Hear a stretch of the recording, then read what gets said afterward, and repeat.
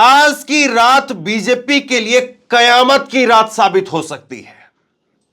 कल जो फैसला आने वाला है, कल शाम को 4 बजे फैसला आने वाला है, और उस फैसले में अगर 19-20 कुछ हो गया, अगर वो फैसला सही तरीके से लिया गया, तो हो सकता है कि कल बीजेपी की एक सरकार वो चली जाए, बीजेपी की सरकार गिर जाए।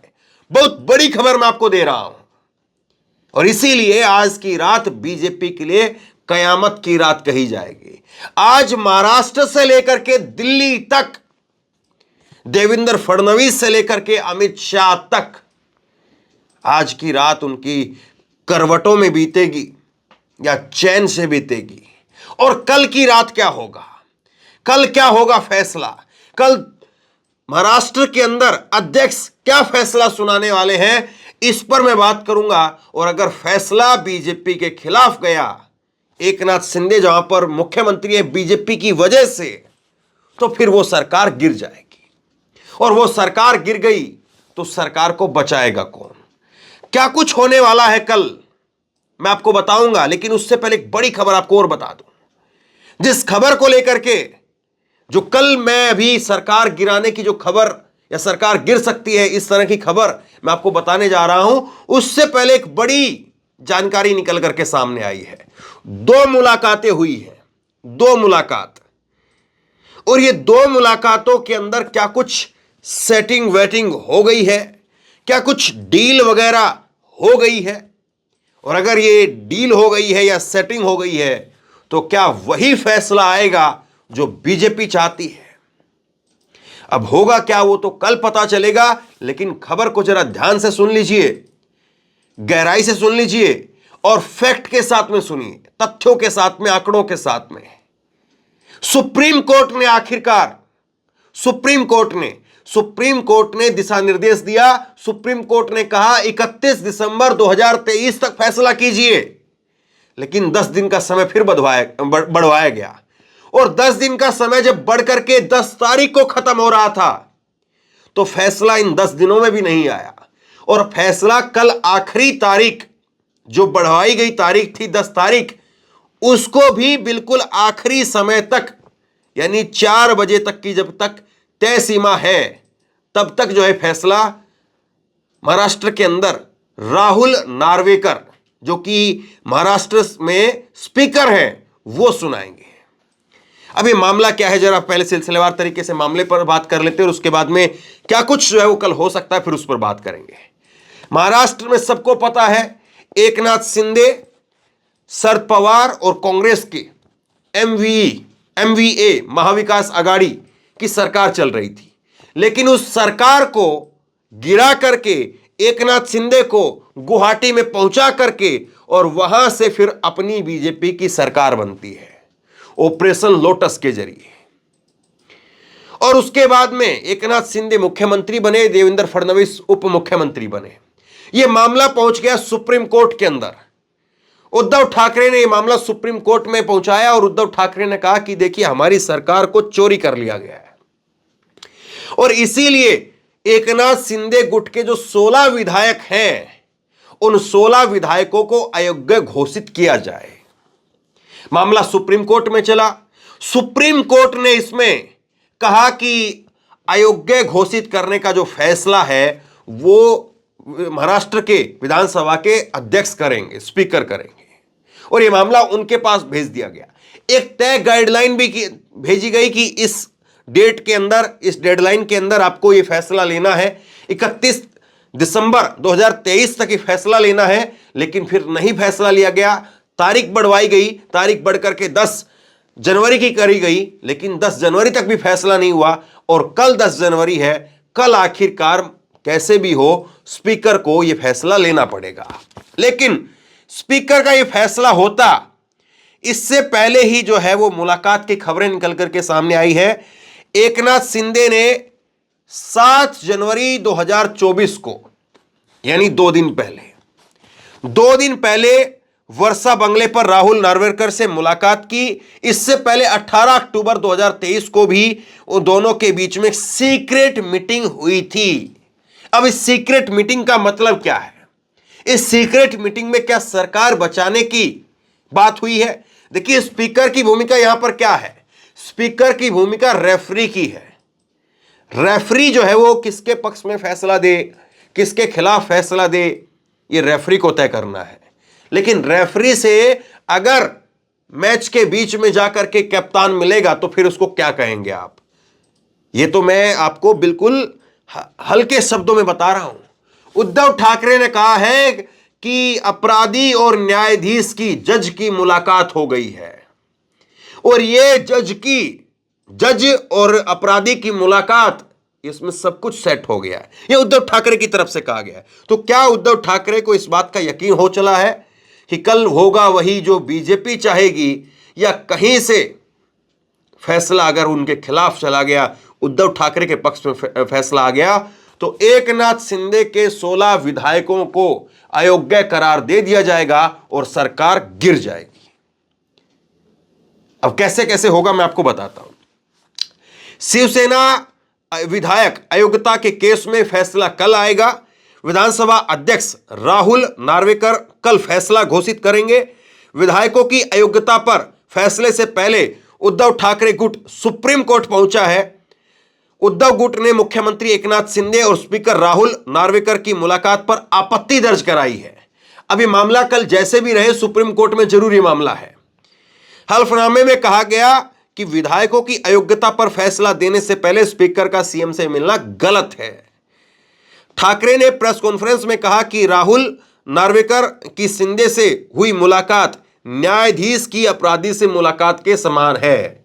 मतलब जज अगर चोर से मिल रहा है तो उसी तरह से यहां पर इन्होंने बात कही है कि जज अगर कोई हत्यारे से मिले, जज अगर कोई अपराधी से मिले, तो उसी तरह से ये राहुल नार्वेकर और एकनाथ शिंदे की मुलाकात हुई है। ठाकरे बोले उच्चतम न्यायालय यानी सुप्रीम कोर्ट ने पिछले साल मई में नार्वेकर की को बागी शिवसेना विधायकों को अयोग्य ठहराने की मांग करने वाली याचिकाओं पर फैसला लेने का निर्देश दिया था। इसलिए अध्यक्ष ने मुख्यमंत्री से 2 बार मुलाकात की है। कल नतीजों की मुख्य बातें बुधवार को विधानसभा भवन में पढ़ी जाएंगी। बुधवार शाम 4 बजे नतीजा घोषित किया जाएगा। एकनाथ शिंदे के साथ साथ उनके गुट के 16 विधायकों के राजनीतिक भाग्य का भी फैसला होगा। सुप्रीम कोर्ट ने फैसला सुनाने की समय सीमा 31 दिसंबर 2023 तय की थी। 10 दिन बढ़ा करके फैसला सुनाने के लिए 10 जनवरी की नई तारीख रखी गई।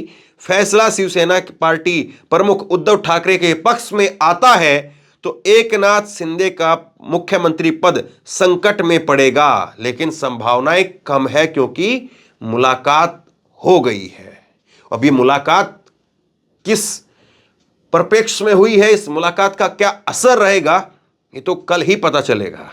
माना जा रहा है कि बीजेपी ने पहले से ही सभी जरूरी सबूत मुहैया कराने और एकनाथ शिंदे की मदद से उपेक्षित रिजल्ट हासिल करने की ठोस रणनीति बना ली। जो अंदर की खबरें आ रही वो मैं आपको बता रहा हूं। नतीजे एकनाथ शिंदे की पार्टी शिवसेना के पक्ष में गए तो गुट के सभी विधायकों पर लटक रही अयोग्यता की तलवार हट जाएगी।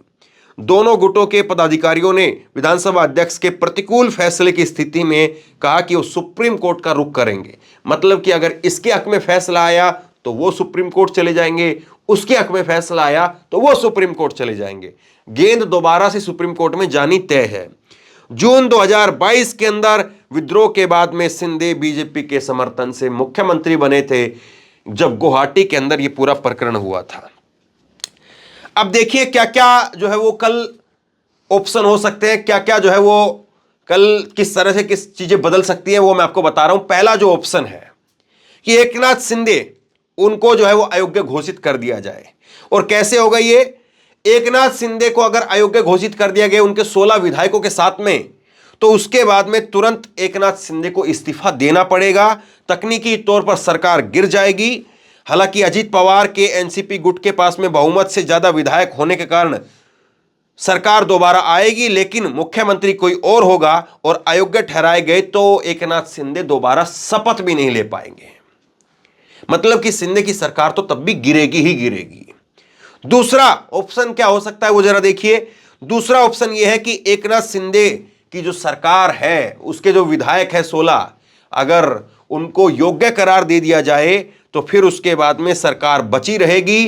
ठाकरे यानी उद्धव ठाकरे वो 16 विधायक और बाद में 24 विधायकों को नोटिस जारी किया था, इसलिए फैसला 40 विधायकों पर लागू होगा और अजीत पवार के गुट के विधायकों को अयोग्यता के मामले में इसी तर्ज पर फिर फैसला आने की उम्मीद है।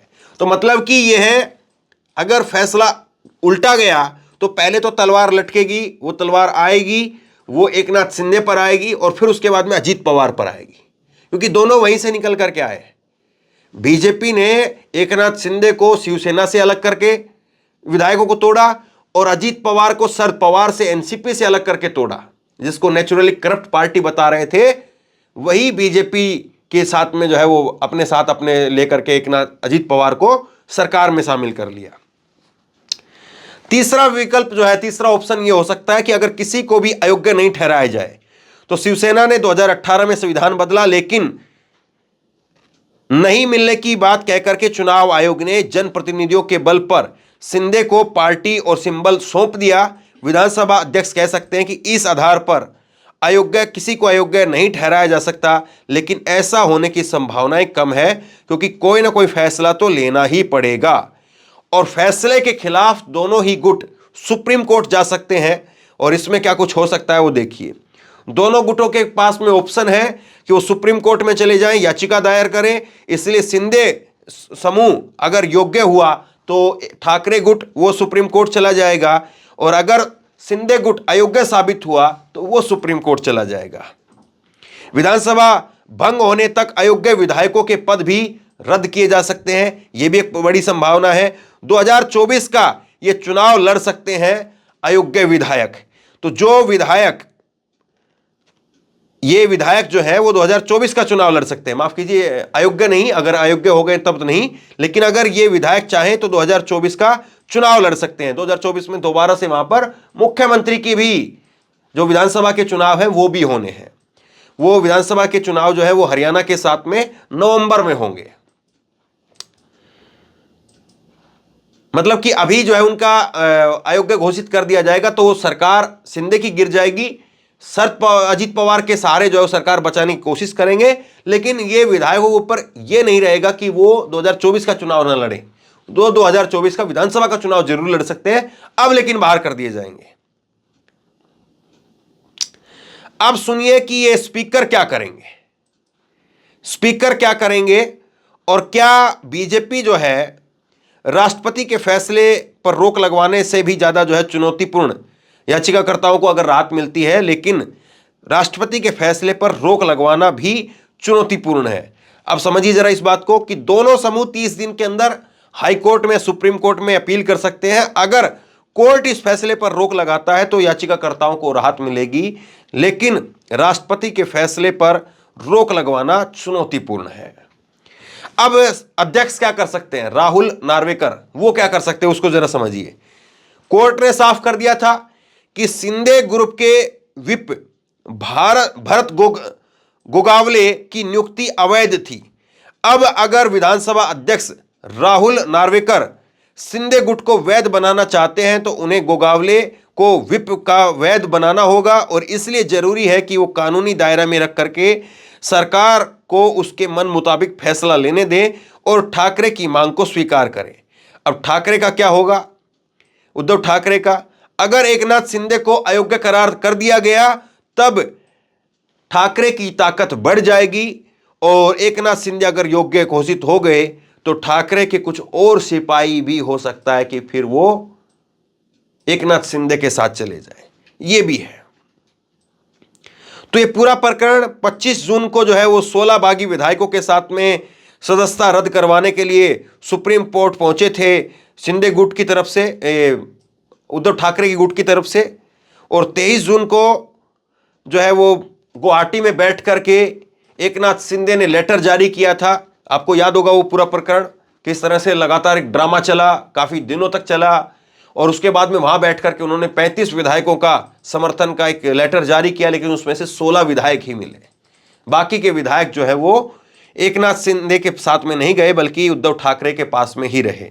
तो ये मामला है और इस मामले के अंदर इस मामले के अंदर जो है सीधे तौर पर अब देखना यह होगा कि यह मामला कल विधानसभा अध्यक्ष के लेवल पर खत्म हो जाता है, ये मामला दोबारा से सुप्रीम कोर्ट जाता है और ये एक फैसला ऐसा फैसला है जो 2024 के लोकसभा चुनाव पर भी असर डालेगा। अगर कल के फैसले को लेकर के लोगों का गुस्सा हुआ, भले ही किसी को फायदा मिल जाए, लेकिन अगर लोगों का गुस्सा हुआ उस फैसले के खिलाफ तो 2024 में फिर मामला खटाई में भी पड़ जाएगा और 2024 में लोग उसको उसका जो है वो भुगतान करेंगे। लोग जो है उसको बताएंगे कि हाँ आपने क्या किया था। याद करिए राजस्थान में क्या हुआ। राजस्थान में इसी तरह से सुरेंद्रपाल सिंह टीटी को बीजेपी ने बिना चुनाव जीते मंत्री बना दिया, लेकिन बनाए हुए मंत्री को भी लोगों ने विधानसभा चुनाव के अंदर हरा दिया। यानी सरकार चाहे तो मंत्री बना सकती है, सरकार चाहे तो मुख्यमंत्री बना सकती है, लेकिन लोग जब अपनी पर आएंगे तो लोग फिर जो है वो आपकी कुर्सी तक छीन लेंगे, विधायक की कुर्सी तक आपको नहीं मिलेगी।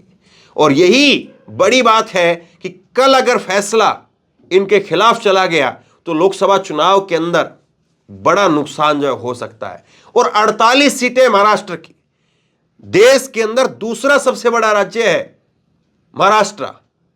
पहले 80 सीटें यूपी की और उसके बाद में 48 सीटें महाराष्ट्र की है।